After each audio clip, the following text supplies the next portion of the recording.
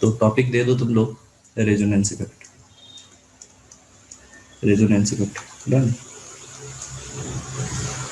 Resonance, resonance effect तुम लोग bonding में ये सारा कुछ देखे हुए हो, रेजोनेंस इफेक्ट ना। ओके, अगर रेजोनेंस इफेक्ट की बात करें तो सबसे पहले मैं एक काम करता हूँ, जो सबसे ज्यादा पॉपुलर कंपाउंड है बेंजीन, तुम लोग इसके बारे में जानते हो, इसमें रेजोनेंस होता है, ठीक है। तो क्या ये जो स्ट्रक्चर है, क्या ये ओरिजिनल स्ट्रक्चर है, तुम लोग बताओ, do reply me. No sir. ये नो सर। ये ओरिजिनल स्ट्रक्चर नहीं है, नहीं।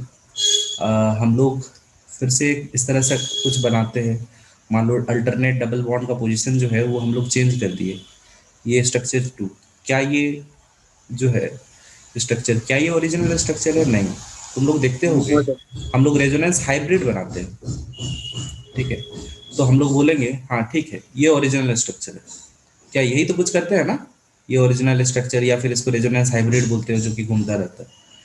तो एक्चुअली क्या है, जैसे मान लो तुम लोग ह्यूमन बीइंग हो, है ना, तो तुम्हारे बारे में कोई कैरेक्टरिस्टिक्स पता करना शुरू करे, तो जैसे मान लो तुम यहाँ पर कोई एक पर्टिकुलर रोल प्ले कर रहे हो, एक स्टूडेंट का रोल प्ले कर रहे हो, ठीक है, तुम्हारे घर पर एक अलग रोल प्ले कर रहे हो, तुम एक ब्रदर हो, तुम एक सन हो, तुम एक और भी बहुत सारा बात है जो नहीं बताएंगे, वो सब कुछ हो, तो वो पर्टिकुलर चीज का रोल प्ले करते हो, अगर तुम्हारे बारे में एग्जैक्ट डिफाइन किया जाए तो हर सिचुएशन को देख के डिफाइन करना होगा। मान लो तुम यहाँ पर एक कोई पर्टिकुलर रोल प्ले कर रहे हो, या कोई तुमने टेस्ट दिया, उस टेस्ट में तुम्हारा कुछ मार्क्स आया, हो सकता है तुमने, हो सकता है 100% मार्क्स ले आया, सवाल ही जीता, हो सकता है कई बार मैं जानबूझ के सवाल ऐसा टफ डाल दिया कि हो सकता है तुम्हारा 30% ही मार्क्स आ पाया, तो क्या वो रिजल्ट जो है वो तुम्हारा फाइनल बात बताएगा? नहीं बताएगा, मतलब तुम्हारे बारे में एग्जैक्ट डिफाइन नहीं कर सकता है। तो हम लोग क्या करते हैं, जैसे ये रेजोनेंस की बात करें तो कोई एक स्ट्रक्चर ना परफेक्ट नहीं होता है सारा का सारा बात बताने के लिए, इस वजह से हम लोग है ना बहुत सारा स्ट्रक्चर ड्रॉ करते हैं कोई एक ही कंपाउंड का, और कोई एक ही कंपाउंड का अगर बहुत सारा स्ट्रक्चर ड्रॉ करेंगे तो उनमें से कुछ एक कंपाउंड्स ऐसे होंगे, मतलब उनमें से कुछ एक स्ट्रक्चर्स ऐसे होंगे जो कि कोई एक पर्टिकुलर स्ट्रक्चर को बताएगा, और कुछ एक कंपाउंड, कुछ एक स्ट्रक्चर उसमें ऐसे होंगे जो कि कोई एक दो प्रॉपर्टी को बता सकता है, कोई चार प्रॉपर्टी को बता रहा है, कोई पांच प्रॉपर्टी को बता रहा है, मतलब हर जगह रिएक्शन जो है वो अलग अलग क्यों शो कर रहा है, ये सारा कुछ बता रहा है। तो यहाँ पर मैं बता दूं कि जैसे मान लो कोई एक कंपाउंड है, जैसे बेंजीन है ना, तो बेंजीन में तुम लोग रेजोनेंस जब बनाते हो, मैं बेसिक पर नहीं जा रहा हूँ, आई थिंक बेंजीन का रेजोनेटिंग स्ट्रक्चर तुम लोग जैसे बनाते हो, नहीं, रेजोनेटिंग स्ट्रक्चर ऐसे कुछ बनाते हो, ये मान लो यहाँ पर डबल बॉन्ड ऐसा पोजीशन पे, तो double bond, single bond, double bond, इस तरह से अगर अरेंज होता है तो तुमको पता है ये कॉन्जुगेशन में है, तो यहाँ पर क्या करते हैं, डबल बॉन्ड को किसी एक कार्बन पे शिफ्ट करते हैं, ऐसा ही कुछ करते हैं ना, बोलो जल्दी।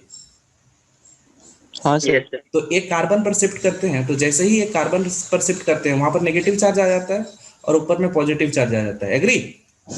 फिर हम लोग क्या करते हैं कि ये double bond, single bond, positive charge, तो यहाँ पर भी रेजोनेंस तो है ही, तो हम लोग इसको इधर शिफ्ट करते हैं, ऐसे ही कुछ करते हैं, और फिर हम लोग फाइनल स्ट्रक्चर जो थर्ड वाला बनाएंगे वो कुछ ऐसा बनाते हैं। तुम लोग, मैं ये चाह रहा हूँ तुम लोग मेरे से पहले सारा सारा रेजोनेटिंग स्ट्रक्चर ड्रॉ कर दो जल्दी फास्ट, मेरे से पहले, फिर ये बॉन्ड यहाँ पर शिफ्ट हो जाएगा, मुझे पता है तुम लोग सब तुरंत तुरंत कर दोगे मेरे से पहले, और जल्दी जल्दी ये यहाँ पर ये डबल बॉन्ड मैंने यहाँ लगा दिया, और यहाँ पॉजिटिव चार्ज मैंने लगा दिया, यहाँ नेगेटिव चार्ज लगा दिया। फिर से एक और स्ट्रक्चर अगर ड्रॉ करने की बात करें तो देखो ये मुझे लग रहा है कि यहाँ पर ये शिफ्ट हो जाएगा, है ना, ये डबल बॉन्ड यहाँ पर, ये डबल बॉन्ड यहाँ पर, ये डबल बॉन्ड यहाँ पर, है ना। तो हम लोग यहाँ पर देख रहे हैं, देखो एक स्ट्रक्चर से हमने स्टार्ट करा, है ना, ये स्ट्रक्चर यहाँ से स्टार्ट करा, फिर ये second structure, third structure, fourth structure, fifth structure, इतना सारा स्ट्रक्चर हमने देखा। तो एक्चुअली ये सारा स्ट्रक्चर कोई ना कोई प्रॉपर्टी को रिप्रेजेंट करता है, तो ये सारा स्ट्रक्चर जब कोई ना कोई प्रॉपर्टी को रिप्रेजेंट करता है, इन सबको मिला के ये तो रियल स्ट्रक्चर होते नहीं है। पता है इनको क्या स्ट्रक्चर हम लोग बोलते हैं? रेजोनेटिंग स्ट्रक्चर्स, क्या बोलते हैं इसको? इनको हम लोग, रेजोनेटिंग स्ट्रक्चर। हाँ और भी कुछ नाम है, कैनोनिकल स्ट्रक्चर। हाँ, इसको हम लोग बोलते हैं रेजोनेटिंग स्ट्रक्चर्स या फिर कैनोनिकल स्ट्रक्चर्स।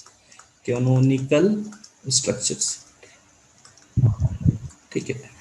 और इन सबको मिला के हम लोग क्या करते हैं, देखो यहाँ पर जैसे इलेक्ट्रॉन है ना, वो हमेशा मूव कर रहा थ्रू आउट रिंग, तो ये कंबाइंड एक पूरे रिंग में आ गया, इसलिए इसको हम लोग क्या बोलेंगे, इस पूरे कंपाउंड को हम लोग क्या बोलेंगे, ये सबका कंबाइंड फॉर्म है, तो this is called resonance hybrid.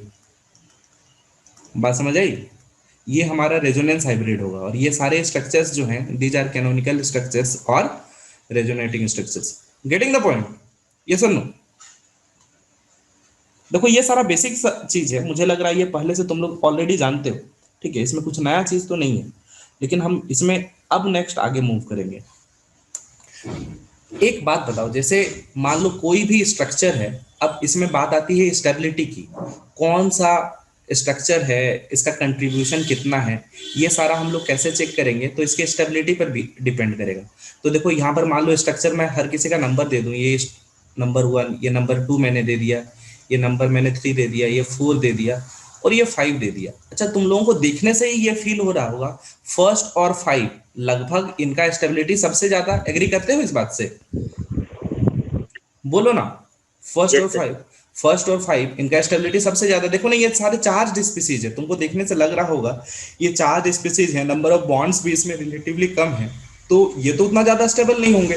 तो टोटल अगर मान लो एक कंटेनर लिए हो ना, एक कंटेनर में बेंजीन तुमने डाला है, बेंजीन तुम्हारा 100% टोटल मिला के बेंजीन है, तो ये पांचों होंगे इसके अंदर स्ट्रक्चर 1 भी होगा, इसके अंदर स्ट्रक्चर 2 भी होगा, इसके अंदर 3 भी होगा, इसके अंदर स्ट्रक्चर 4 भी होगा, और इसके अंदर स्ट्रक्चर 5 होगा, ये सारे ही मिलके यहाँ पर होंगे। तो यहाँ पर क्या होता है कि जिसका स्टेबिलिटी सबसे ज्यादा, उसका कंटेंट भी सबसे ज्यादा, मतलब कि हम लोग बोले स्ट्रक्चर 1 और स्ट्रक्चर 5 जो है, ये दोनों, इनका कंटेंट जो है ये मैक्सिमम है। सोच सकते हो 90 to 95%, है ना, 90 to 95% यही होंगे, और बाकी ये रिलेटिवली कम स्टेबल है। तो इनका कंटेंट जो होंगे, ये मैं आर्बिट्ररी ले रहा हूँ, ये मैं कोई ऐसा नहीं है कि 95% मुझे पता है, कोई एग्जैक्ट डेटा है, मैं बोल रहा हूँ मैक्सिमम होगा ये 1 और 5। क्यों? क्योंकि इनकी स्टेबिलिटी ज्यादा है, और बाकी डिपेंड करेगा कि कौन सा स्ट्रक्चर का स्टेबिलिटी कितना है, उसका कंटेंट भी उतना ही होगा। मतलब हम लोग ये बात बोले कि कंटेंट कंटेंट ये किस पर डिपेंड करेगा, परसेंटेज कंटेंट किस पर डिपेंड करेगा, स्टेबिलिटी पे, stability of resonating structures, resonating structures. Are you getting the point? बोलो हाँ या ना। हाँ सर। ओके, तो यहां पर मैं बोल रहा हूं स्ट्रक्चर 2, 3 और 4, क्योंकि वो बहुत ज्यादा स्टेबल है नहीं, तो बहुत ज्यादा स्टेबल नहीं है तो उनका कंटेंट भी कम होगा। डन ना? रेजोनेंस जो है वो कहां पर देखेंगे, सबसे पहले देखो केस 1। केस 1 तुम लोग क्या देखोगे, जैसे मान लो A double bond B single bond C, और इस पर सी पर पॉजिटिव चार्ज है, मतलब देखो कहीं पर double bond single bond positive charge, ठीक है, अगर कहीं पर ऐसा आ गया। अच्छा, रेजोनेंस से होता क्या है, रेजोनेंस से होता क्या है, ये सब चीज जो बेसिक वाला बात है तुम लोग ऑलरेडी पढ़ चुके हो, लेकिन रेजोनेंस बोलते किसको है बताना? डीलोकलाइजेशन ऑफ इलेक्ट्रॉन, कोई भी इलेक्ट्रॉन्स, क्या पाई इलेक्ट्रॉन्स ना, हाँ इलेक्ट्रॉन्स है। पाई इलेक्ट्रॉन्स या पी इलेक्ट्रॉन्स, उसको हम लोग रेजोनेंस बोलते हैं। डीलोकलाइजेशन ऑफ पाई इलेक्ट्रॉन्स जो होंगे वही तो रेजोनेंस होंगे ना, रेजोनेंस तो उसी को हम लोग बोलेंगे। तो ये जो डीलोकलाइजेशन ऑफ पाई इलेक्ट्रॉन है, इससे क्या होता है, इससे स्टेबिलिटी आती है। मान लो एक कंपाउंड, चलो केस 1 मैंने बना दिया, A double bond B single bond C, मैंने ये इसके लिए चलो एक एग्जांपल मैं दे दिया, CH2 डबल बॉन्ड CH, क्योंकि ऑर्गेनिक पढ़ा रहे हैं तो ऑर्गेनिक वाले ही एग्जांपल लेते हैं, CH2 प्लस। जल्दी से इसका रेजोनेटिंग स्ट्रक्चर बताओ तो क्या होएगा, क्या ये डबल बॉन्ड यहाँ शिफ्ट होगा ना? अब डबल बॉन्ड जब यहाँ पर शिफ्ट होगा, देखो यहाँ पर ये जो 2 इलेक्ट्रॉन है, ये 2 इलेक्ट्रॉन किसका था, एक इस कार्बन का था और एक इस कार्बन का था। अब ये पूरा का पूरा बॉन्ड जब यहाँ शिफ्ट हो गया, पूरा का पूरा बॉन्ड शिफ्ट होने से फायदा क्या है, देखो कि मैं यहाँ पर क्या कर रहा हूँ, पहले एक स्ट्रक्चर बना ही दे रहा हूँ तो ज्यादा बेटर रहेगा। तो जैसे ही दोनों का दोनों इलेक्ट्रॉन यहाँ शिफ्ट हो गया, तो देखो इलेक्ट्रॉन यहाँ पर, तो इसका पॉजिटिव चार्ज, अब समझ, बाहर से इस कार्बन से एक इलेक्ट्रॉन उठ के इस कार्बन के पास चला गया, तो इसका पॉजिटिव चार्ज जो था वो तो खत्म हो गया, ठीक है। लेकिन इस कार्बन के पास एक इलेक्ट्रॉन की कमी आई, तो यहाँ पर क्या चार्ज हो जाएगा, पॉजिटिव चार्ज हो जाएगा। अब देखो इस कार्बन, ये बीच वाला कार्बन जो था, इसके पास एक इलेक्ट्रॉन, इसके पास जो था पहले वो इस कार्बन के साथ बॉन्ड बनाता था, अब वो इससे बना रहा है, तो फाइनली इस पर कोई भी चार्ज जनरेट नहीं होगा। तो तुम लोगों ने रेजोनेटिंग स्ट्रक्चर ऐसा बना लिया होगा ना। रेजोनेटिंग स्ट्रक्चर्स, दो रेजोनेटिंग स्ट्रक्चर को दिखाने का यही तरीका है, मतलब ऐसे हम लोग दिखाते हैं। सेकंड, अगर हम लोग केस 2 की बात करें, केस 2 क्या चला जाएगा, A double bond B single bond C और सी पर नेगेटिव चार्ज। जल्दी से ड्रॉ करो तो CH2 डबल बॉन्ड CH, यहां पर मैं बोल रहा हूं CH2 नेगेटिव चार्ज। अच्छा, इससे फायदा क्या हो रहा है, देखो ऊपर वाला जो मैं बता रहा था ये रेजोनेटिंग स्ट्रक्चर है, इससे फायदा क्या हो रहा है, देखो पाई इलेक्ट्रॉन्स जो हैं, देख रहे हो पाई इलेक्ट्रॉन्स पहले ये दो कार्बन के बीच में थे, अब पाई इलेक्ट्रॉन्स इन दोनों कार्बन के बीच में है, तो कुल मिला जुला के क्या ये प्रोसेस थ्रू आउट घूमता रहेगा, मतलब ये तीनों के बीच। तो ये नहीं कि ये पर सेकंड स्ट्रक्चर बन के रुक गया, ये वापस से फिर इधर जाएगा, ये इधर जाएगा, तो पहला वाला स्ट्रक्चर बन जाएगा, मतलब पहला और दूसरा स्ट्रक्चर कंटिन्यू बनता रहेगा। इससे फायदा क्या हो रहा है कि इलेक्ट्रॉन का मूवमेंट हो रहा है, डीलोकलाइजेशन हो रहा है।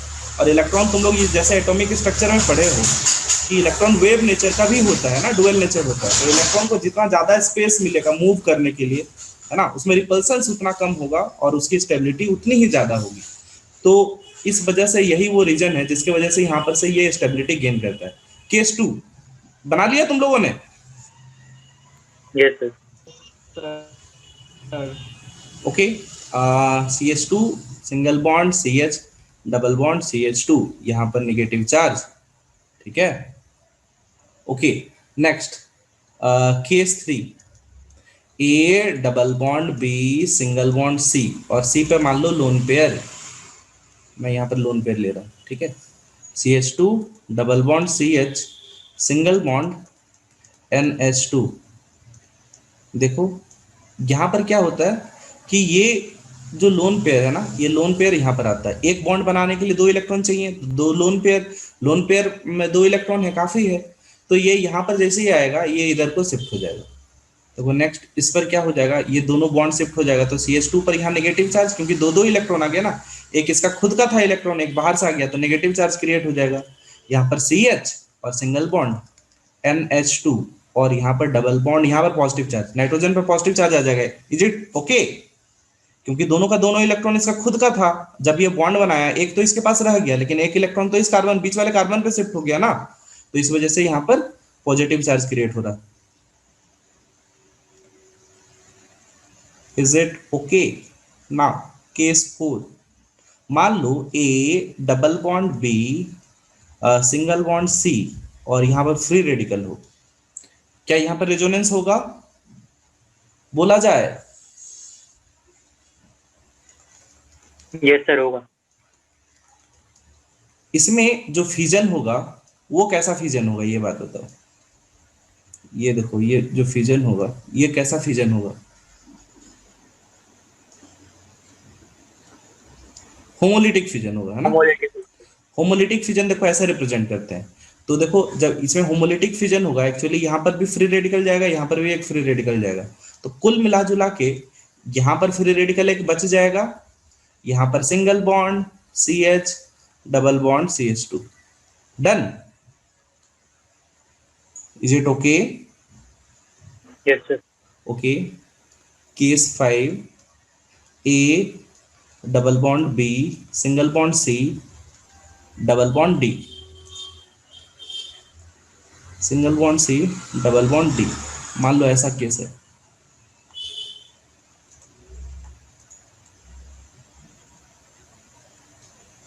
तो ये वाला केस देख लिया जाए जरा।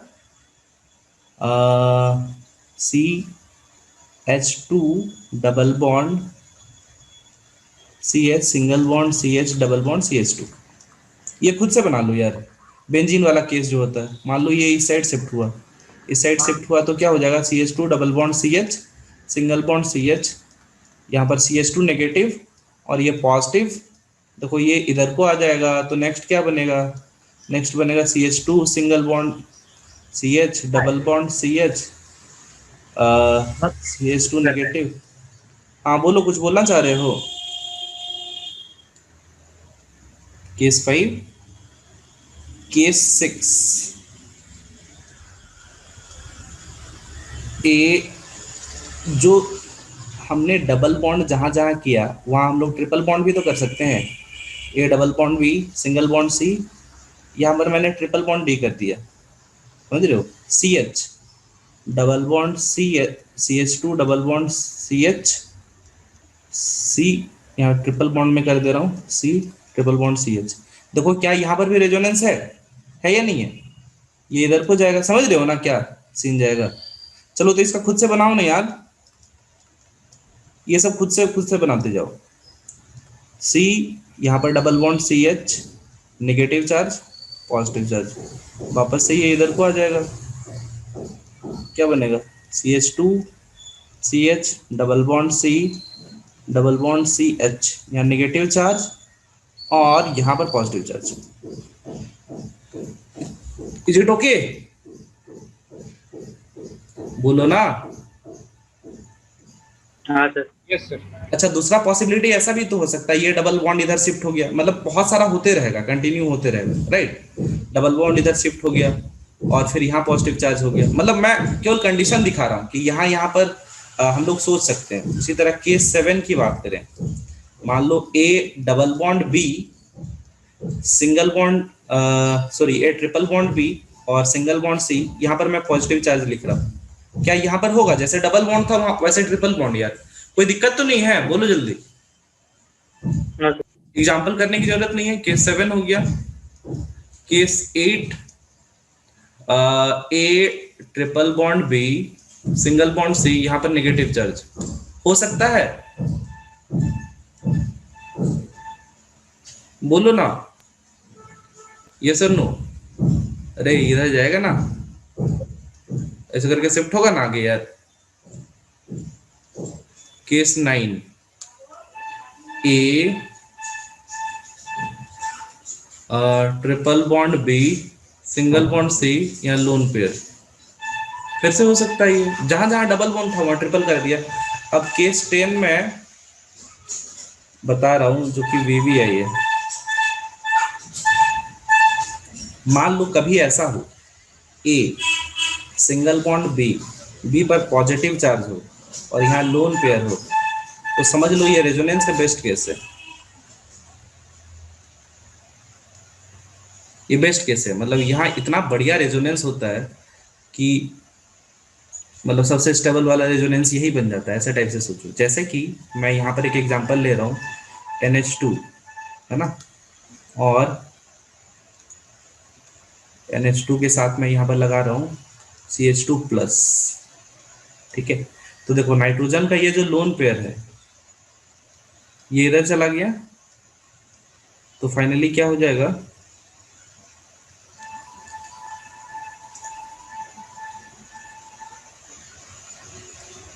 ये चला जाएगा यहाँ पर NH2 CH2 और यहाँ पर plus charge. Is it okay? तो ये बेस्ट केस मैंने क्यों बोला, देखो रेजोनेंस होने के बाद ये भी ये जो है ना ऑक्टेट कंप्लीट है इसमें। तो ये केस 10 था, ये उसके बाद केस 11 देख लो। केस 11 तुमको क्या मिलेगा कि जैसे एक और केस मैं बता रहा हूँ, जैसे मान लो ए है बी है, यहाँ पर नेगेटिव चार्ज है और बी के बारे में मैं ऐसा लिख रहा हूँ बी वैकेंट ऑर्बिटल है, वैकेंट ऑर्बिटल है। जैसे कि मैं यहाँ पर ये लिख दूँ CH2 माइनस और साथ में ये कनेक्टेड है कुछ भी जिसके पास में वैकेंट ऑर्बिटल है, हो सकता है वैकेंट डी ऑर्बिटल हो, जैसे मान लो PH2 मान लो या SH2 मान लो या SH मान लो। PH2 कनेक्टेड है, CH2 माइनस कनेक्टेड है, ये SH से कनेक्टेड है, समझ रहे हो। तो ये अब क्या इनके पास देखो वैकेंट ऑर्बिटल है ना, यस और नो, वैकेंट ऑर्बिटल यार, वैकेंट डी ऑर्बिटल है ना फास्फोरस और ये। हाँ सर है ना। हाँ तो वैकेंट ऑर्बिटल है ना, वैकेंट ऑर्बिटल, ये भलो वैकेंट डी ऑर्बिटल कैसे भी ऑर्बिटल है। तो यहाँ पर सही है ना, तुम लोग जो बैक बॉन्डिंग का कॉन्सेप्ट पढ़ते हो ऐसे ही तो पढ़ते हो ना। तो यहाँ पर जो आता है तो ये भी इसके साथ पार्टिसिपेट कर सकता है, तो यहाँ पर भी रेजोनेंस की बात हम लोग सोच सकते हैं। Next case 12। अच्छा ये वाला क्लियर है कि नहीं सब, पहले ये बता दो क्लियर है कि नहीं है सब। केस 11 हाँ क्लियर क्लियर है सर। क्लियर है ना। कहीं पर अगर क्लियर नहीं होगा तो मुझे रोक के पूछ लेना, ये ऐसा बात है ना। उसके बाद जैसे मान लो ए बी, यहाँ पर लोन पेयर है, इसके पास वैकेंट ऑर्बिटल है, वैकेंट ऑर्बिटल, तो यहाँ पर भी ये रेजोनेंस में पार्टिसिपेट करेगा। जैसे कि मान लो एक मॉलिक्यूल ले लेते हैं BF3, यार ये तो बहुत पॉपुलर सा मॉलिक्यूल है, क्या वैकेंट ऑर्बिटल है बोरोन में। बोरोन की अगर बात करो 1s2 2s2 2p1, क्या 2 इलेक्ट्रॉन 2 इलेक्ट्रॉन, p में 1 इलेक्ट्रॉन, लेकिन ये क्या करेगा क्योंकि 3 बॉन्ड बनाएगा, तो 3 बॉन्ड बनाएगा इसका मतलब 2s का 1 इलेक्ट्रॉन उठ के यहाँ चला जाएगा। तो ऐसा सोच सकते हो यहाँ पर 1 और यहाँ पर 3 इलेक्ट्रॉन, देखो वैकेंट ऑर्बिटल अभी भी एक बच गया, तो ये वैकेंट ऑर्बिटल क्या होता है, यहाँ से ये भी फ्लोरीन का लोन पेयर अवेलेबल है, यहाँ पर भी लोन पेयर अवेलेबल है, यहाँ पर भी लोन पेयर अवेलेबल है, तो ये तीनों पार्टिसिपेट करेंगे बारी बारी से, है ना। एक्चुअली देखा क्या गया कि BF3 का ये जो बॉन्ड लेंथ है, तो बॉन्ड लेंथ एक्चुअली जो BF का बॉन्ड लेंथ है देखा गया कि उससे कहीं छोटा था ये, लेकिन छोटा था लेकिन ऐसा नहीं कि डबल बॉन्ड के बराबर था, उससे ये बड़ा पाया गया। इसका मतलब क्या है, और सारे के सारे बॉन्ड लेंथ जो है वो सेम पाया गया, इसका मतलब ये क्या रिप्रेजेंट करता होगा बताना जरा। रेजोनेंस। रेजोनेंस में होगा ना, तो यहाँ पर भी हम लोग रेजोनेंस सोच सकते हैं। जैसे A lone pair, B vacant orbital है, तो यहाँ पर भी हम लोग रेजोनेंस की बात सोच सकते हैं। Is it okay? बोलो बोलो बोलो, इसी के हिसाब से फिर डिसाइड होगा आगे। डन है? एक और बताइएगा सर। एक और बार बताएं। एक्चुअली BF3 मॉलिक्यूल तुम जानते होगे, BF3 मॉलिक्यूल जो होता है ना, नाम सुने होगे BF3। क्या देखा गया पता है, जैसे तुम एक बात बताओ, कहीं पर BF सिंगल बॉन्ड है और कहीं BF डबल बॉन्ड है, बॉन्ड लेंथ किसका ज्यादा होगा, डबल बॉन्ड का या सिंगल बॉन्ड का? सिंगल बॉन्ड का ज्यादा होगा ना बॉन्ड लेंथ। यार डबल बॉन्ड का मतलब याद करो, बॉन्ड ऑर्डर जितना ज्यादा होगा, बॉन्ड ऑर्डर ज्यादा का मतलब बॉन्ड लेंथ छोटा होता है। या तो ऐसे सोच लो, अगर ऐसा नहीं सोचना है तो ऐसे सोच लो कि 2 एटम है, 2 एटम के बीच में इलेक्ट्रॉन डेंसिटी बीच में जितना ज्यादा, तो इसके न्यूक्लियस क्या करेंगे, दोनों साइड से उसको और ज्यादा पुल करेंगे, पुल करने की कोशिश करेंगे। उस केस में क्या होगा, ये बॉन्ड लेंथ तो उतना छोटा हो जाना बनता है ना। तो डबल बॉन्ड अगर हो जाएगा तो बॉन्ड लेंथ छोटा, और सिंगल बॉन्ड हो जाएगा तो बॉन्ड लेंथ बड़ा। अब इसको जब देखा गया इस BF3 मॉलिक्यूल को, तो ये पाया गया कि इसका ये जो बॉन्ड लेंथ है, BF का बॉन्ड लेंथ, वो bond length single bond length के हिसाब से वो रिलेटिवली कम है, ये देखा गया।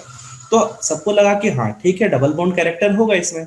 लेकिन ठीक है, BF का जो डबल बॉन्ड कैरेक्टर है, मान लो ये कुछ भी है, मान लो ये है 30 या 300 मान लो, और ये डबल बॉन्ड कैरेक्टर मान लो 250 है, तो देखा गया क्या कि इनके बीच में आया, मतलब देखा गया 280 के आसपास आ रहा मान, तो 280 के आसपास आ रहा है बॉन्ड लेंथ, और देखा गया कि सारा का सारा बॉन्ड लेंथ सेम ही है, 280 ही है सारा का सारा।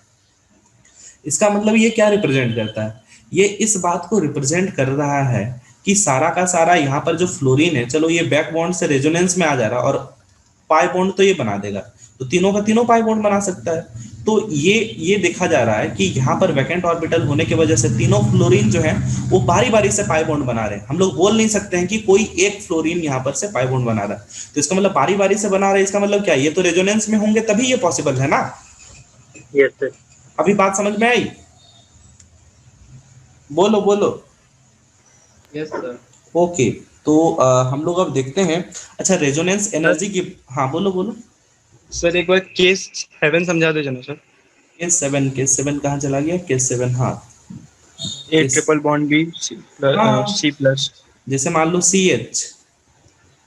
CH triple bond CH2 plus, ये इधर को चला जाएगा, तो फिर फाइनली क्या बन जाएगा देखना, इस कार्बन पे एक पॉजिटिव चार्ज आ जाएगा ना, CH positive charge, double bond C double bond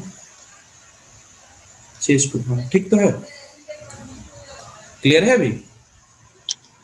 sir ये जो प्लस चार्ज मतलब इस साइड आके जो प्लस चार्ज बना है वो डबल बॉन्ड के साथ मतलब डबल बॉन्ड ब्रेक हो जाएगा ना सर फिर, कौन सा डबल बॉन्ड फेक हो जाएगा?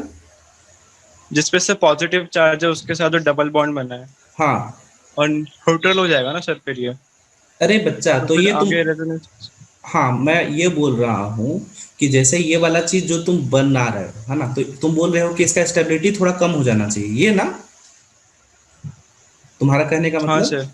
तो स्टेबिलिटी कम होगा तो वही तो मैं बोल रहा हूँ, जितना सारा भी रेजोनेटिंग स्ट्रक्चर है, हो सकता है ना उसमें से कुछ रेजोनेटिंग स्ट्रक्चर की स्टेबिलिटी ज्यादा है, किसी की कम है।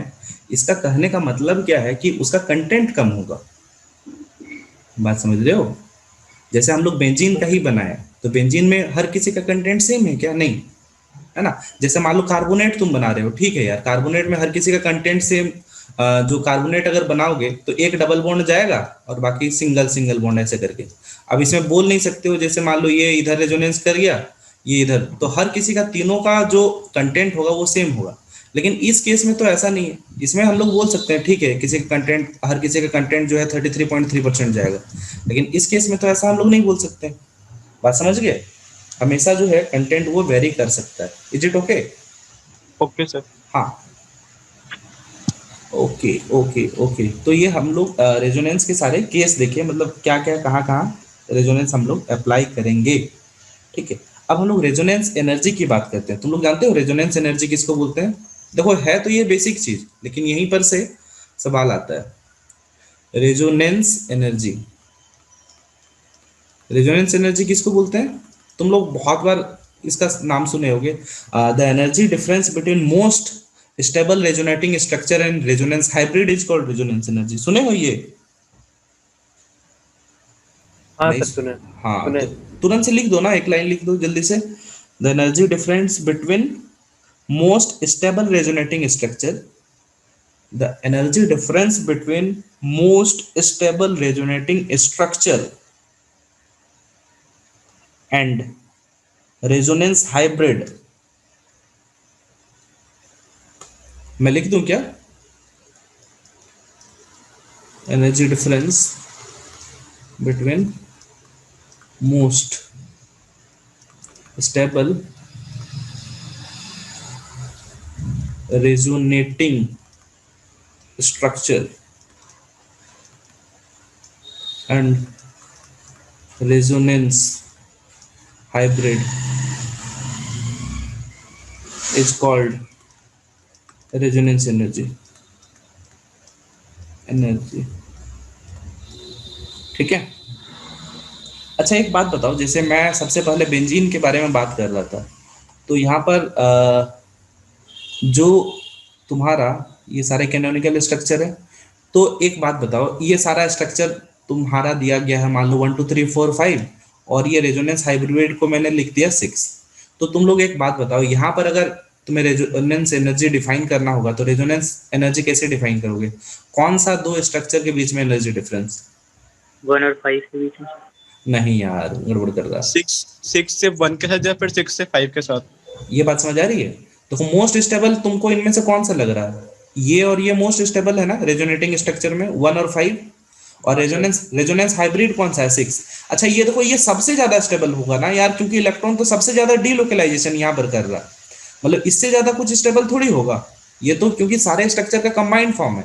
एक्चुअली एक्चुअल स्ट्रक्चर है रेजोनेंस हाइब्रिड जो है ना, ये एक्चुअल स्ट्रक्चर है, सोच लो ये एक्चुअल स्ट्रक्चर है। क्यों? क्योंकि ये सारे स्ट्रक्चर का कंबाइंड फॉर्म है, और ये सारे जो स्ट्रक्चर हैं, ये सारे स्ट्रक्चर क्या है बताना जरा? इमेजनरी। ये जो कैनोनिकल स्ट्रक्चर है ना, ये इमेजनरी है, ये एग्जिस्ट नहीं करता है। एग्जिस्ट कौन करता है? ये रेजोनेंस हाइब्रिड जो है। तो इनमें से जो सबसे ज्यादा स्टेबल स्ट्रक्चर होता है ना, और जो रेजोनेंस हाइब्रिड होता है, उन दोनों के बीच में जो एनर्जी डिफरेंस होता है, पोटेंशियल एनर्जी को जो डिफरेंस होता है, उसी को हम लोग रेजोनेंस एनर्जी बोलते हैं। Is it okay? डन ना? Yes sir done. ओके, अब हम लोग देखते हैं, जैसे रेजोनेंस स्ट्रक्चर ये सब लिखने तो तुम लोग जानते हो। अब मान लो इसमें अगर कहीं पर आ जाए कि स्टेबिलिटी कैसे चेक करोगे, है ना, तो इसमें स्टेबिलिटी चेक करने वाला बात बार बार आ रहा, तो मैं उस चीज को यहाँ पर डिफाइन कर रहा हूँ। कैसे तुम लोग स्टेबिलिटी चेक करोगे, तो लिखो rules for stability of resonating structure. कैसे स्टेबिलिटी डिफाइन करेंगे?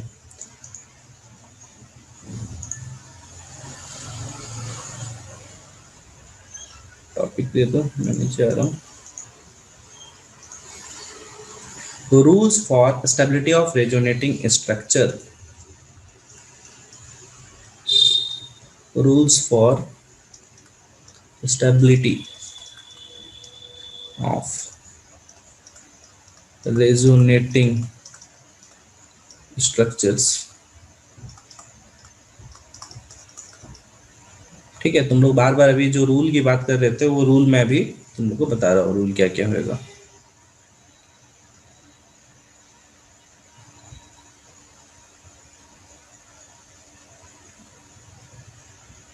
रूल नंबर 1, सबसे पहला रूल लिखना, resonating structure without any charge separation is more stable. मतलब जहां पर चार्ज वगैरह ना हो, है ना। लिखो the resonating structures without any charge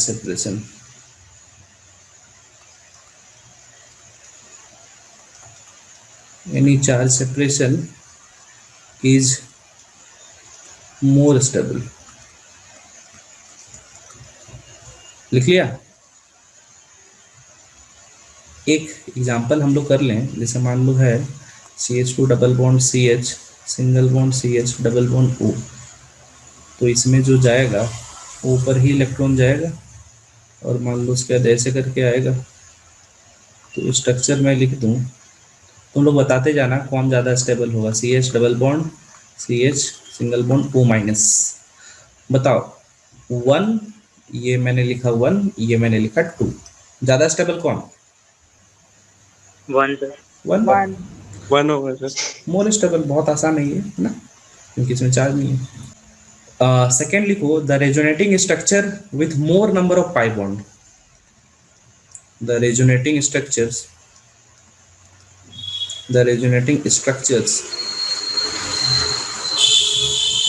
with more number of pi bonds,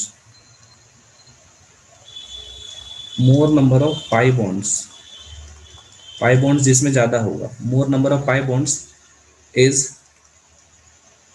more stable,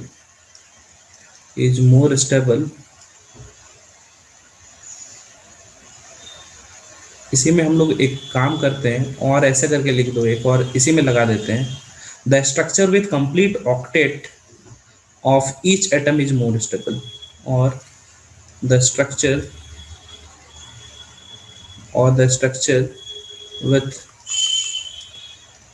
complete octet of each atom is more stable। देखना तुम्हारा नोट्स बाद में बहुत काम आएगा, इसलिए नोट्स एकदम से हमेशा से अपने पास रखना। हो सकता है कि एक दो ही नया चीज मिलेगा, लेकिन नया चीज तो कुछ ना कुछ होगा। जैसे थोड़ा सा ट्रिपल ई वाला एक सवाल ले लिया जाए, उसमें ऐसे ही कुछ था जो मुझे याद आ रहा। यहाँ पर एक Cl था लगा हुआ और साथ में यहाँ पर ये इधर को जाएगा, ये इधर को जाएगा, है ना, और इसके साथ ये डबल बॉन्ड, यहाँ पर डबल बॉन्ड, अरे यार ये कहाँ चला गया, ये डबल बॉन्ड, यहाँ पर Cl प्लस। अब जरा मुझे बताओ स्ट्रक्चर 1 स्ट्रक्चर 2 ज्यादा स्टेबल कौन?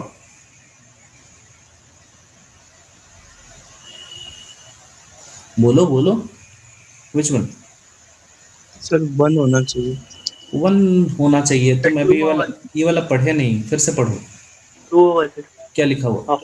The resonating structures with more number of pi bonds जिसमें पाई बॉन्ड ज्यादा होगा। अच्छा एक बात बताओ, कोई भी नया बॉन्ड बनता है यार, नया बॉन्ड अगर बनता है, बॉन्ड फॉर्मेशन से क्या होता है बताना, कहीं पर बॉन्ड फॉर्मेशन एनर्जी होता, रिलीज, एनर्जी रिलीज बॉन्ड होता है। फॉर्मेशन से एनर्जी रिलीज होती, मानते हो इस बात को? हाँ सर।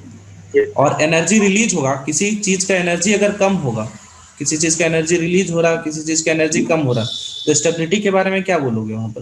बढ़ेगा सर, इंक्रीज करेगा सर। इंक्रीज करेगा सर। स्टेबिलिटी जो है वो गेन करेगा या फिर इंक्रीज करेगा, मानते हो? अच्छा पहला वाला स्ट्रक्चर देखो और सेकंड वाला स्ट्रक्चर देखो, तुमको लग रहा है नंबर ऑफ बॉन्ड्स बढ़ा हाँ सर।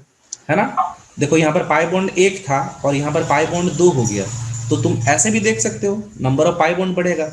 और दूसरा पता है, इसी में एक्चुअली मैं ये जानबूझ के मिला दिया ऑक्टेट वाला बात, क्योंकि ऑक्टेट वाला बात एक्चुअली ये कई लोग अलग अलग लिखते हैं, लेकिन मैं ऐसा देखता हूँ मैक्सिमम जगह ये ऐसा ही होता है कि जहां पर पाई बॉन्ड एक्स्ट्रा बन जाता है ना, मतलब ऑक्टेट बनाने के चक्कर में पाई बॉन्ड मतलब बॉन्ड फॉर्मेशन भी होता है, इसलिए दोनों को मैं एग्जैक्टली सेम टाइप से मैं देखता हूँ। तो देखो ना यहाँ पर तुम ध्यान दो, यहाँ पर ऑक्टेट किसके पास इनकम्प्लीट ऑक्टेट था? कार्बन के पास। देखो यहाँ पर CH है और मतलब टोटल मिला के उसके पास अगर बात करें तो 6 ही इलेक्ट्रॉन होगा, एग्री कर रहे हो इस बात से?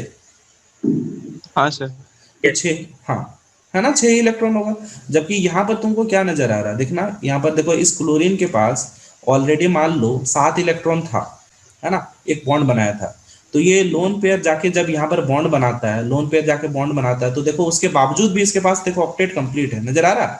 2 लोन पेयर तो पहले से है, अब देखो 2 बॉन्ड है, टोटल मिला के 8 हम लोग बोल सकते हैं इलेक्ट्रॉन इसका कंप्लीट है, तो ऑक्टेट इसका पूरा हो गया, डन ना?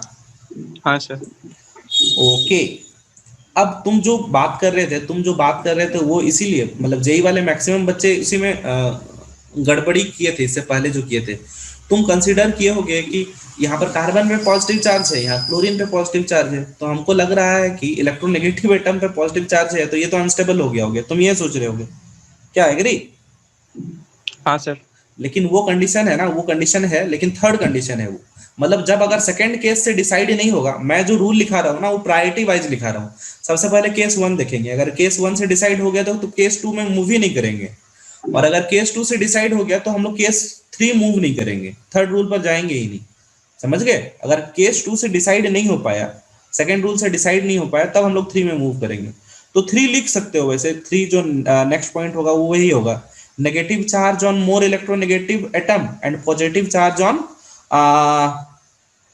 Less electronegative atom are more stable, लिख लो ऐसे। नेगेटिव चार्ज अपने से लिख लो ना, ये negative charge on more electronegative atom, है ना, एंड पॉजिटिव चार्ज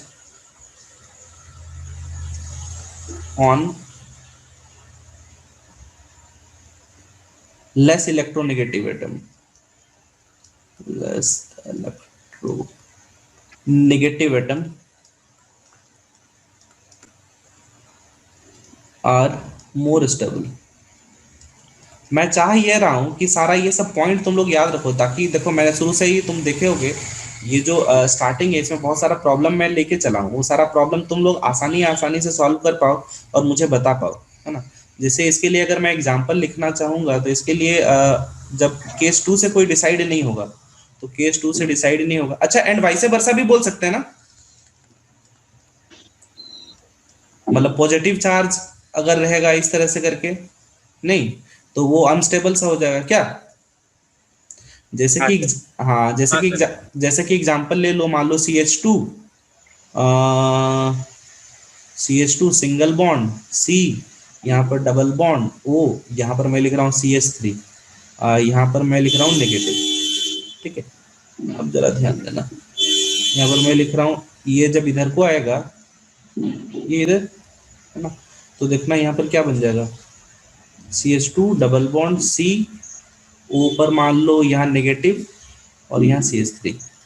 अब बताओ दोनों में से ज्यादा स्टेबल कौन, 1 और 2? 2 सर। 2 है ना? होगा। देखो दोनों ही केस में ऑक्टेट कंप्लीट है, ध्यान रख रहे हो, और पाई बॉन्ड दोनों केस में बराबर है, उस केस में ये ज्यादा स्टेबल हो जाएगा यार, पक्का बात है, इसमें तो कोई दिक्कत ही नहीं है। एक काम करते हैं, एक इनकम्प्लीट ऑक्टेट वाला करते हैं ना, अगर मान लो इनकम्प्लीट ऑक्टेट वाला मैं एक एग्जांपल ले रहा हूँ। मान लो पॉजिटिव चार्ज है, इसी में पॉजिटिव चार्ज कर लेते हैं ना, CH2 single bond C double bond O, और यहाँ पर मान लो CH3 है ना, ये इस साइड को गया, देखना CH2 double bond C, O पर पॉजिटिव चार्ज CH3, 1 2 ज्यादा स्टेबल कौन? सर 2। कोई दिक्कत? No sir.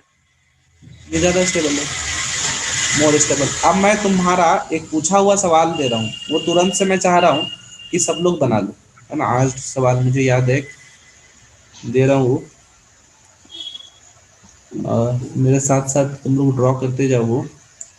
यहाँ पर मैं लिख रहा हूँ OH पॉजिटिव चार्ज, और यहाँ डबल बॉन्ड,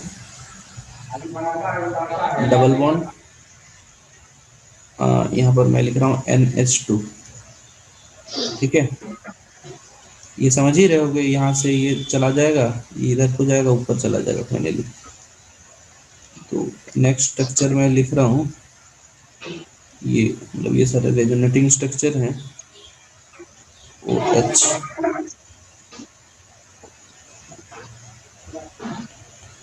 OH और यहाँ पर डबल बॉन्ड, और यहाँ पर डबल बॉन्ड NH2 प्लस।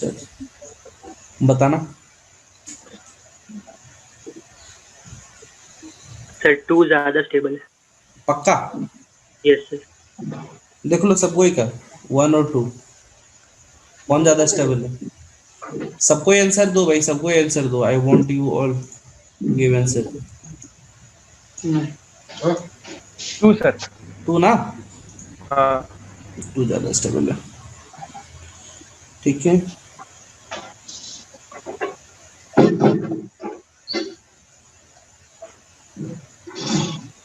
अच्छा, तो हमेशा कई बार क्या होगा ना, तो ये चीज तुम्हें देखने को मिल जाएगा, जहां पर ऑक्टेट रूल और ये तुम्हारा ये जो रूल 2 और 3 है ना, आपस में एक दूसरे को कॉन्ट्राडिक्ट कर रहे हो, तो उस केस में हम लोग कौन सा बात मानेंगे, रूल 2 या रूल 3? रूल 3। अरे यार रूल 2 ना, रूल 2 और रूल 3। कोई ऑक्टेट कंप्लीशन होता है सर। हाँ, तो रूल 2 को हम लोग फॉलो करेंगे, ना कि रूल 3 को फॉलो करेंगे। बात समझ आई? डन है ना? यस। ओके। अगर मान लो कहीं पर चार्ज, अगर मान लो पॉजिटिव चार्ज रहेगा ना, नेक्स्ट मैं ऐसा लिख रहा हूँ, पॉजिटिव या नेगेटिव चार्ज, फोर्थ कंडीशन ऐसा लिख लो, similar charge on adjacent atom is an unstable case. ये एक अनस्टेबल केस होगा, ठीक है। जैसे मान लो CH2 double bond CH single bond CH double bond CH2 है ना, मान लो ये इधर को गया, और इधर को जाने के बाद इस साइड नेगेटिव इस साइड पॉजिटिव, और ये भी इधर को चला गया, हम लोग ऐसे बना दे रहे हैं, CH2 double bond CH single bond CH CH2, ये मैं यहाँ पर नेगेटिव यहाँ पॉजिटिव लिख रहा हूँ, मान लो केस 1 ये केस 2। अब सेकंड में उल्टा कर दे रहा हूँ, ये इधर को अगर आ जाएगा तो नेक्स्ट केस क्या हो जाएगा, CH2 यहाँ पर नेगेटिव, ये CH पॉजिटिव, CH पॉजिटिव, ये CH2 नेगेटिव। देख रहे हो, ये दो एडजेसेंट एटम पर दोनों पे पॉजिटिव चार्ज आ गया है, तो ये कितना ज़्यादा अनस्टेबल होगा या नहीं होगा, है ना। तो ये वेरी अनस्टेबल केस होता है। जो सिमिलर चार्ज है तो आपस में एक दूसरे को रिपेल करेंगे ना, तो आपस में एक दूसरे को रिपेल करेंगे तो वो कैसे साथ में एग्जिस्ट करेंगे, बोलो? साथ में तो एग्जिस्ट कर ही नहीं पाएंगे। डन? सर।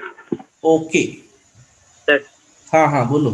सर अगर सर कोई मतलब सर अगर मान लीजिए कोई 2-3 रेजोनेटिंग स्ट्रक्चर दे दिया सर, ठीक है सर, तीनों पे ही चार्ज है सर, पॉजिटिव नेगेटिव। अगर 2-3 स्ट्रक्चर दे दिया है तो 3 रेजोनेटिंग स्ट्रक्चर दिया है सर, इमेजिनरी स्ट्रक्चर 3 दिया, और तीनों पे पॉजिटिव नेगेटिव चार्ज है। हाँ, तो वहां पर सर डोमिनेट चार्ज सेपरेशन करेगा ना। अच्छा, अब देखो मैं इसी पर एक सवाल दे रहा हूँ तुम्हारे, तुम एक सवाल बनाओगे, तुम्हारा डाउट अभी क्लियर होगा। एक सवाल दूं मैं? देखो यहाँ पर H, तुम जो बोल रहे हो वही सवाल मैं दे रहा हूँ, HN double bond C double bond O, मान लो एक ऐसा कुछ ऐसा करके कुछ लेना। सेकंड, मैं इसका रेजोनेटिंग स्ट्रक्चर अगर कुछ बनाना चाहूँ तो HN, मैं यहाँ पर लिख रहा हूँ, मान लो क्या करें, सबसे पहले इसको इधर ले चलते हैं, है ना, और उसको उधर ले चलेंगे और ठीक है, C, एक यहाँ पर O पर नेगेटिव चार्ज आएगा, है ना, एक O पे नेगेटिव चार्ज आएगा और नाइट्रोजन पे है लोन पेयर, है ना, तो एक्चुअली यहाँ पर आ जाएगा पॉजिटिव चार्ज ना, तो नाइट्रोजन का लोन पेयर को मैंने मान लो यहाँ डाल दिया, तो ये मैं रेजोनेटिंग स्ट्रक्चर ही बना रहा हूँ, मैं खुद से ड्रॉ कर रहा हूँ। दूसरा केस है ये ना। तीसरा केस में बना रहा हूँ HN नेगेटिव चार्ज C, है ना, ये बॉन्ड को मैं यहाँ तोड़ दिया तो यहाँ नेगेटिव चार्ज है, ये C, यहाँ पर ऑक्सीजन को भी मैंने ऐसे तोड़ दिया, इस साइड ले आएगा तो यहाँ पर ट्रिपल बॉन्ड चला जाएगा, पॉजिटिव चार्ज, ठीक है। 3 4 में मैं बना रहा हूँ HN, तुम लोग सारा सारा फिगर नोट करो, प्लस चार्ज, ये कार्बन पर पॉजिटिव चार्ज, ये डबल बॉन्ड O, ठीक है। सर सेकंड वाले ऑप्शन में कार्बन पे ट्रिपल बॉन्ड होगा ना? कार्बन पे ट्रिपल बॉन्ड नहीं बनाया मैंने, कार्बन पे ट्रिपल बॉन्ड होगा। और भी कुछ ऐसा छूटा हुआ दिख रहा है क्या? नहीं, इसमें ट्रिपल बॉन्ड बना दिया, हाँ हाँ ठीक है। 5 H N, H के साथ N, फिर डबल बॉन्ड C, पॉजिटिव, ऊपर नेगेटिव, सारे एक और बना लेते हैं, एक और है H N पर नेगेटिव, कार्बन पर 2 पॉजिटिव, 2 पॉजिटिव डाल देते हैं और ऑक्सीजन पे नेगेटिव। अब सुनो, इन सबको क्या करना है तुमको, अरेंज करना है increasing order of their stability, ठीक, गो फॉर इट। सर 1, सबसे ज्यादा स्टेबल 1, बिल्कुल इसके करेक्ट, बाद 2, 1 सबसे ज्यादा स्टेबल, उसके बाद 2, ओके, फिर उसके बाद 3, उसके बाद 3, उसके बाद 5, 3 के बाद 5, फिर 6, 5 के बाद 6, थोड़ा सोचो जरा, 4 होना चाहिए। सर 4 पर तो लेकिन सर दोनों प्लस चार्ज एडजेसेंट है ना? सोचो सोचो सोचो, यहाँ पर कितना चार्ज आ गया है? सर 6 वाला शायद थर्ड पे होना चाहिए। माइनस है। एक मिनट, कोई कुछ लिखना चाह रहा है, चैट देख लो मैं एक बार जरा, हाँ चैट कहाँ से दिखेगा यार? तो 4 पे तो पाई बॉन्ड है ना, 6 पे पाई बॉन्ड नहीं है। 1 2 3 1 2 3 3 2 बार लिख दिया इसे प्रतीक ने। 4 6 जाना चाहिए ना क्या? 4 6 क्या बोल रहा था, कहाँ मैंने लिखा है यार? 4 और उसके बाद 6 जाना चाहिए, एग्री कर रहे हो हाँ या ना?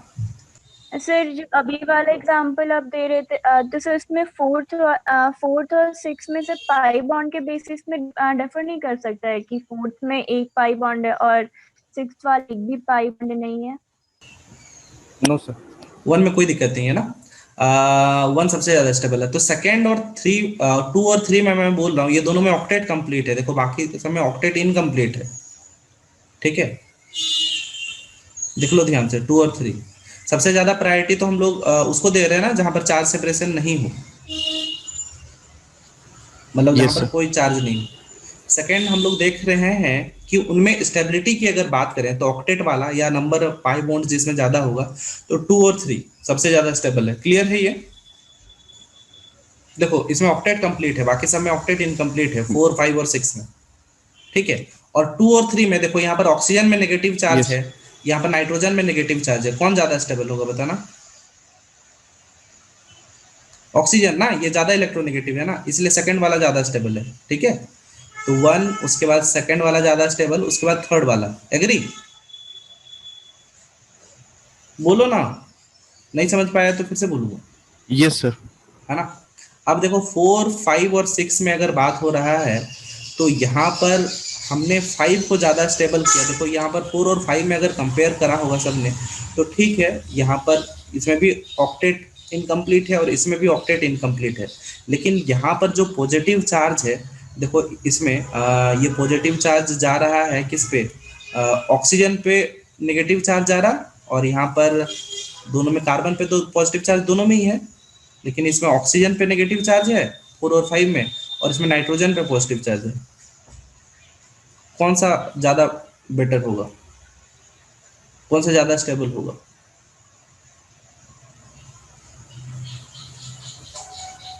बोलो बोलो बोलो। 5 ना? अरे बाबा, यहाँ पर देखो ना बच्चा, ऑक्टेट तुमको यहाँ पर नजर आ रहा है कि ऑक्टेट इसमें नाइट्रोजन पे जो है यहाँ पर पॉजिटिव चार्ज जो जा रहा है, ऑक्टेट इनकम्प्लीट है इसमें, बोलो ना हाँ या ना। 4 नंबर, यस सर। इसमें भी देखो कार्बन पे पॉजिटिव चार्ज है, मतलब यहाँ पर भी पॉजिटिव चार्ज है, तो ऑक्टेट इनकम्प्लीट है इनमें, हाँ या ना? यस। ऑक्टेट इनकम्प्लीट के केस में हम लोग क्या देखते हैं, फिर चार्ज देखते हैं कि इलेक्ट्रोनेगेटिव एटम पे नेगेटिव चार्ज हो और इलेक्ट्रोपॉजिटिव एटम पर पॉजिटिव चार्ज हो तो ज़्यादा स्टेबल है ना। अब देखो यहाँ पर कार्बन पर पॉजिटिव तो दोनों में है, कॉमन है ना। अब मैं ये बात कर रहा हूँ, यहाँ पर नेगेटिव चार्ज देखो ऑक्सीजन में है, देख रहा हो नेगेटिव चार्ज ऑक्सीजन में, इलेक्ट्रोनेगेटिव एटम पे नेगेटिव चार्ज है, तो इससे हम लोगों को दिक्कत नहीं है। हम लोग को दिक्कत किससे है, देखो ये इलेक्ट्रोनेगेटिव एटम पर यहाँ पॉजिटिव चार्ज आ गया 4 पे, हाँ या नहीं? Yes sir. तो कौन ज्यादा स्टेबल हो गया? 5 ना? सर 5 वाला। 5 वाला ज्यादा स्टेबल है, तो इसके बाद हम लोग 5 ले गए। तो मैं पहला तो नॉर्मली मैं फिनॉल बना रहा हूँ, ठीक है। फिर सेकंड देखो स्ट्रक्चर मैं बना रहा हूँ, सेकंड स्ट्रक्चर कुछ ऐसा जाएगा, ये डबल बॉन्ड OH, मतलब समझ रहे हो, इसका लोन पेयर यूज हो गया, और इस पे यहाँ पर नेगेटिव चार्ज और यहाँ पर डबल बॉन्ड है ना, समझ रहे होगे। एक यहाँ से यहाँ शिफ्ट हो गया और इधर पर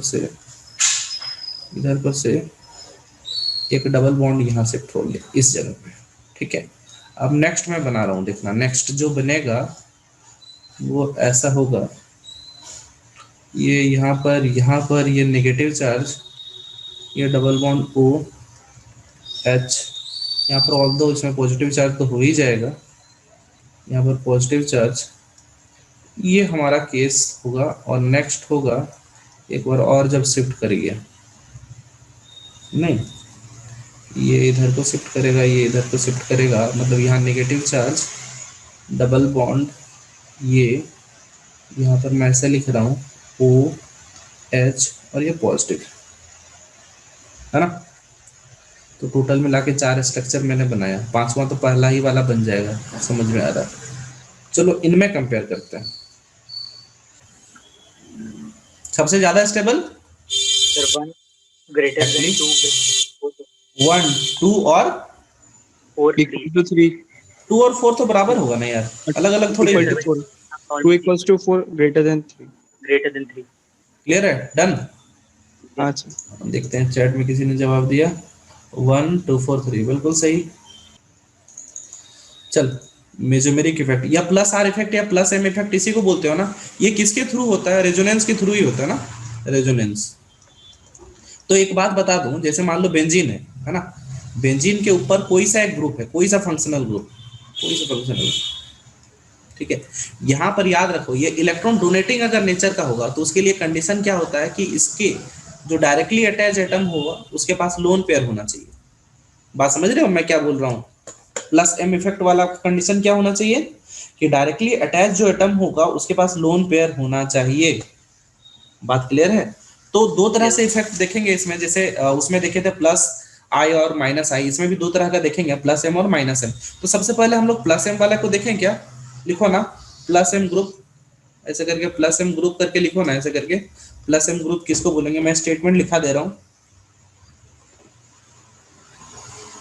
लिखो ना, अ ग्रुप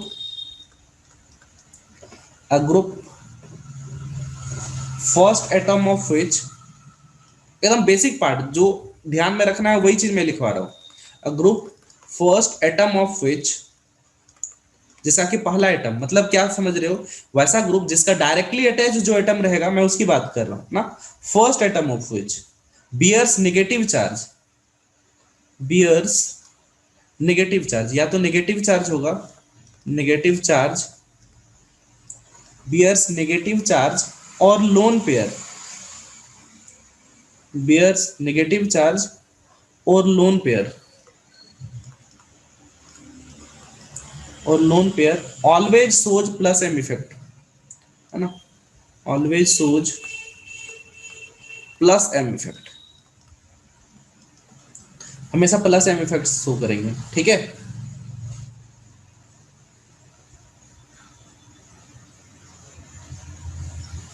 क्लियर है, बोलो हाँ या ना।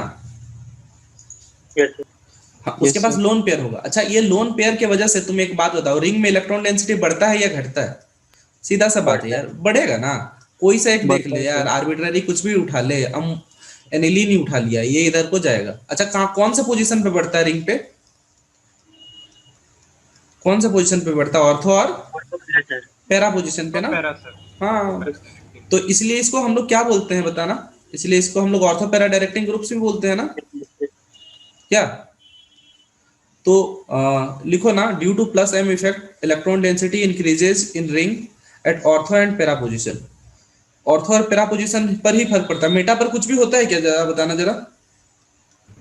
मेटा पे सर पॉजिटिव चार्ज, मेटा पर कुछ भी चार्ज नहीं होता, मेटा पर कोई भी चार्ज जनरेट ही नहीं होता। देखो जो भी जो हो रहा है केस, वो देख रहा हो केवल ऑर्थो और पैरा पोजीशन पे हो रहा, नहीं मेटा पे कुछ तो होना है नहीं यार, मेटा पे कुछ भी कोई इफेक्ट नहीं आता, मेटा यूं ही रह जाता है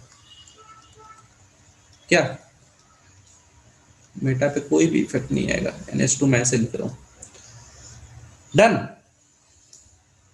ये सुन लो। अच्छा, माइनस एम इफेक्ट किसको बोलेंगे बताना।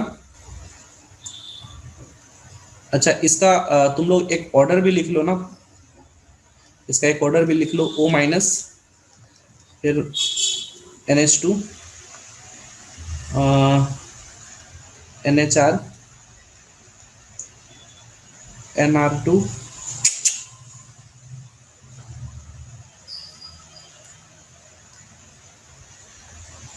NR2, OH, OR,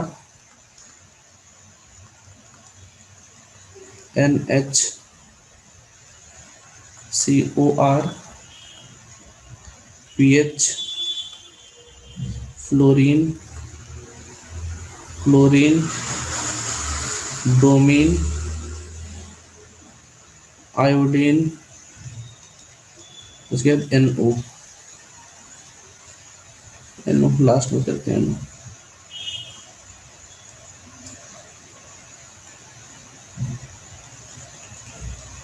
ठीक है,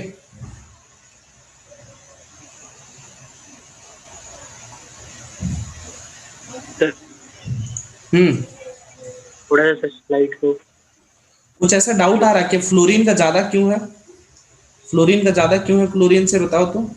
इलेक्ट्रॉन डोनेशन फ्लोरीन का ज्यादा है क्या, क्लोरीन ये सबसे ज्यादा होना चाहिए। देख रहे हो, ऐसा लिख दिया मैंने, पहले फ्लोरीन लिखा, फिर क्लोरीन लिखा, ब्रोमीन लिखा, फिर आयोडीन लिखा, ऐसा क्यों लिखा। तो फ्लोरीन पे चार्ज डेंसिटी ज्यादा है तो वो जल्दी डोनेट। नहीं यार, मजा नहीं आया। चार्ज डेंसिटी ज्यादा है, कैसे चार्ज डेंसिटी ज्यादा है यार, वो तो इलेक्ट्रॉन विड्रॉ करना चाहता है। फ्लोरीन सबसे ज्यादा इलेक्ट्रोनेगेटिव है। इंडक्टिव इफेक्ट में तो फ्लोरीन को सबसे ज्यादा लिखते हो -I में, अब बोल रहे हो उसके चार्ज डेंसिटी ज्यादा है, फिर तब तो वो इंडक्टिव इफेक्ट में फिर तो इलेक्ट्रॉन खींचना भी नहीं चाहिए ना। देख फंडा क्या है, समझ बात को। अरे नहीं यार, तुम सुनो ध्यान से, देखो हमेशा एक बात याद रखना, यहाँ पर ये जो फ्लोरीन, ये जो भी मेजोमेरिक इफेक्ट की बात कर रहा हूँ, ये मैं मेजोमेरिक इफेक्ट, ये जो रेजोनेंस है, ये रेजोनेंस का रियल वजह क्या है बताना।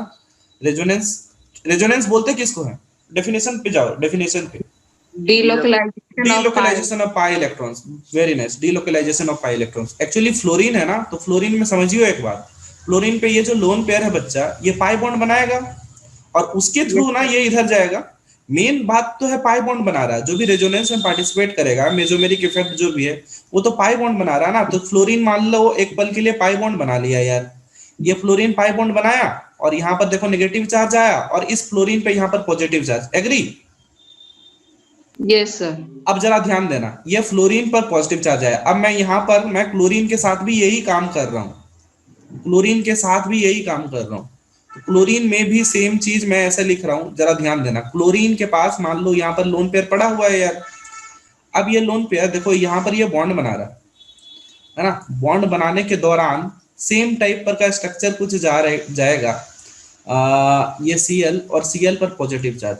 अब मेरा बात ये है कि एक बात बताओ, यहाँ पर देखो फ्लोरीन पे पॉजिटिव चार्ज हो रहा है या क्लोरीन पे पॉजिटिव चार्ज हो रहा है, इस पर से हम लोग बहुत ज्यादा बात नहीं कर रहे हैं क्योंकि ऑक्टेट तो दोनों का कंप्लीट हो रहा है। मेरा कंसर्न ये है कि पाई बॉन्ड देखो यहाँ पर बन रहा और यहाँ पर पाई बॉन्ड बन रहा, तो ज्यादा बढ़िया पाई बॉन्ड कहाँ पर बन रहा है, ये बात मुझे बता दो जरा। अच्छा, बॉन्ड कहाँ पर ज्यादा अच्छा बनता है, ओवरलैपिंग जहां पर कहाँ पर अच्छा बनता है? सिमिलर टाइप पर नहीं, मैं बोल रहा हूँ सिमिलर एनर्जी ऑर्बिटल में या फिर सिमिलर टाइप पर के ऑर्बिटल में या फिर अलग अलग साइज के ऑर्बिटल में, कहां पर बॉन्ड अच्छा बनता है? ओवरलैपिंग कहां? Similar energy. अब देखो यहाँ पर जो भी पाई बॉन्ड बनना है बच्चा, ये किसके बीच बनना? कार्बन और फ्लोरीन के बीच में। कार्बन में क्या है? 2p। यहाँ पर फ्लोरीन में क्या है? 2p। हाँ, इसमें कार्बन में क्या है? 2p। यहाँ पर क्लोरीन में क्या है बताना? 3p। तो बताना कहां पर ज्यादा अच्छा बॉन्ड बनेगा, क्लोरीन वाला केस में कि फ्लोरीन वाले केस में? फ्लोरीन वाले केस में। अब जब फ्लोरीन पाई बॉन्ड बनेगा तभी तो इलेक्ट्रॉन यहाँ ट्रांसफर होगा ऑर्थो पोजीशन पे। अगर मान लो पाई बॉन्ड ही खराब बन रहा, बॉन्ड का स्ट्रेंथ ही खराब, बढ़िया बॉन्ड बनेगा ही नहीं, तो इलेक्ट्रॉन कभी शिफ्ट होगा, ट्रांसफर होगा बढ़िया तरीके से? ये जो भी काम है मेसोमेरिक का काम है, ये तो सीधा बॉन्ड बनने का काम है, रेजोनेंस से काम है। बिना रेजोनेंस के तो हम लोग मेसोमेरिक और ये इलेक्ट्रॉन डेंसिटी की कुछ बात ही नहीं कर सकते। सारा का सारा फंडा तो बॉन्ड से है ना। मान लो बॉन्ड बहुत कमजोर बन गया। अब देखो क्लोरीन के बाद यहाँ पर तुमको एक बात बताओ, यहाँ पर जब आयोडीन का बनेगा, समझियो जरा, आयोडीन का जब बन रहा है बच्चा, आयोडीन का बॉन्ड, तो किसके किसके बीच में बन रहा बताना? ये है 2p और ये कौन है? 4p। सॉरी, ब्रोमीन की बात करें तो, ब्रोमीन की बात करें तो यहाँ पर बॉन्ड अच्छा बनेगा क्या बताना जरा इनके बीच में? No sir. और भी खराब बनेगा ना, इनके बीच में ओवरलैपिंग और भी खराब होगा। अगर इनके बीच में ओवरलैपिंग और भी खराब होगा तो बॉन्ड का स्ट्रेंथ के बारे में क्या बात करोगे? बॉन्ड अच्छा बना नहीं तो ये यहाँ पर से डिलोकलाइज होके ये यहाँ पर से आएगा कैसे? बात समझ रहे हो? तो सबसे अच्छा बॉन्ड किसमें बना? फ्लोरीन में। पता है सबसे अच्छा बॉन्ड बना फ्लोरीन में, उसके बाद क्लोरीन में बनेगा और उसके बाद ब्रोमीन में बनेगा और सबसे खराब बॉन्ड बनेगा आयोडीन में। मानते हो इस बात को? तो आयोडीन में अगर खराब बॉन्ड बनेगा, जब बॉन्ड ही खराब बन रहा है तो इलेक्ट्रॉन शिफ्ट कैसे होगा? जैसे हम लोग बोल रहे हैं कि ऑर्थो और पैरा पर इलेक्ट्रॉन डेंसिटी ज्यादा होगा, ये तो ज्यादा तब होगा जब यहाँ पर कार्बन 4 बॉन्ड बना लिया होगा, क्योंकि ये 5वां बॉन्ड बना नहीं सकता है और इसी वजह से नहीं यह पाई बॉन्ड टूटता है। अब मान लो ये जो 4 बॉन्ड अच्छा से बन गया है ना, 5वां बॉन्ड यहाँ पर जो टूटना है वो तब टूटेगा। अगर पाई बॉन्ड अच्छा से नहीं बना तो पक्का बात है 5वां बॉन्ड यहाँ नहीं टूटेगा। फंडा ये है। बात समझ आया? अच्छा, यही वो केस है, याद करो, जिसमें हम लोग ऐसा करते हैं। एक ये वाला सवाल यार कितना ज्यादा पॉपुलर है आईआईटी में, कितना बार पूछा है, तुम लोग देखोगे ये सवाल बनाओगे तो हर बार तुमको स्टेबिलिटी का जो यहाँ पर पता चलता है। जैसे मान लो क्लोरीन है ना, और यहाँ पर मान लो चार्ज है,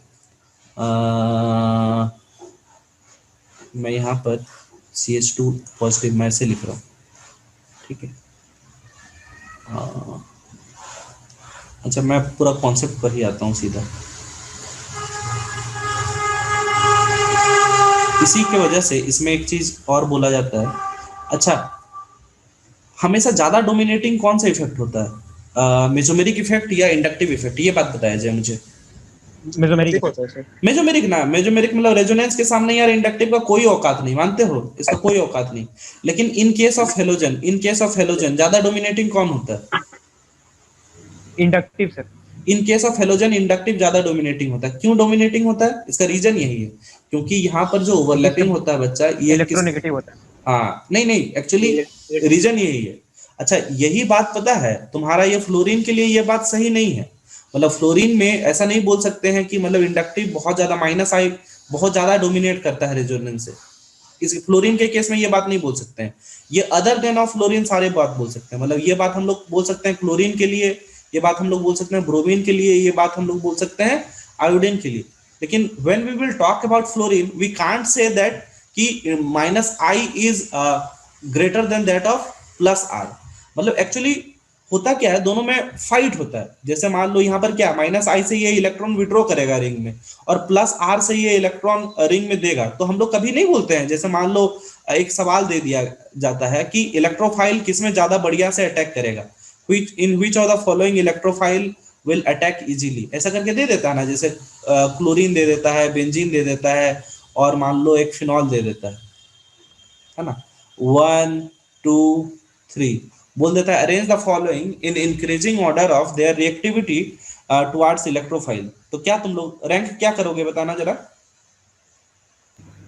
2 2 1 3।